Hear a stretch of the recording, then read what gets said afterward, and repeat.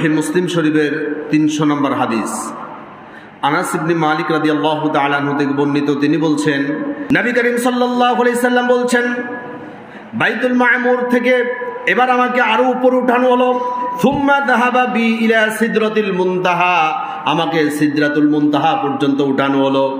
ওয়াইদা ওয়ারাকুহা কাআদানিল ফিলাতি ওয়াইদা সামারুহা কাল কিলালি। নবীজি সাল্লাল্লাহু আলাইহি সাল্লাম বলছেন, সিদরাতুল মুনতাহা মানে একটা গাছ।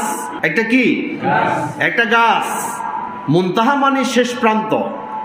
আকাশ জমিনের শেষ একটা প্রান্ত যেখানে, সেখানে একটা গাছ আছে।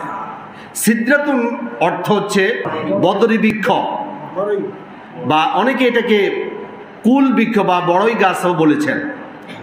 নবীজি সাল্লাল্লাহু আলাইহি সাল্লাম বলছেন, ওই গাছের ফাতাগুলো কেমন শুনো। ওয়াইদা ওয়ারাকুহা, ওয়ারাকুন অর্থ কি? ফাতা। কাআদানিল ফিলাতি, হাতির কানের মতো।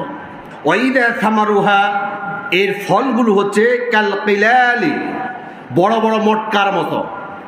এটার ফলগুলো হচ্ছে মটকার মতো, আর ফাতাগুলো হচ্ছে হাতির কানের মতো। এবার নবীজি সাল্লাল্লাহু আলাইহি সাল্লাম বলছেন, ফালাম্মা গাশিয়াহা মিন আমরিল্লাহি মা গাশিয়া তাগায়্যারা, এটা আল্লাহর হুকুমে আবৃত হয়। যখন আল্লাহর হুকুমে আবৃত হয় তখন এটা পরিবর্তন হয়ে যায়। এটা আমি আপনাকে কিভাবে বুঝাবো, আমার জ্ঞানে এটা নেই। এরপর রাসূল সাল্লাল্লাহু আলাইহি ওয়াসাল্লাম বলছেন, ফামা আহাদুন মিন খালকিল্লাহি ইস্তাতিউ আন ইয়ানআতাহা মিন হুসনিহা, যখন আল্লাহর হুকুমে এটা আবৃত হয় আবার এটা পরিবর্তন হয়ে যায়, তখন কেমন সুন্দর লাগে।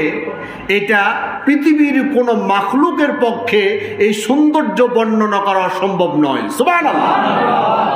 রাসূল বলছে, ফালাম্মা আহাদুন, কারো পক্ষে সম্ভব নয়, একজনের পক্ষ নয়, মিন খালকিল্লাহি, আল্লাহর সৃষ্টি জগতের ভিতরে, ইয়াস্তাতিউ আন ইয়ানআতাহা মিন হুসনিহা, এই সৌন্দর্য, এর লাবণ্যতা, এর চমৎকারিতা, চোখ ধাঁধানো, মন মাতানো এক অপরূপ দৃশ্য আল্লাহ সুবহানাহু ওয়া তাআলা এর মধ্যে আবরণ দিয়ে ফুটিয়ে তোলেন। সুবহানাল্লাহ।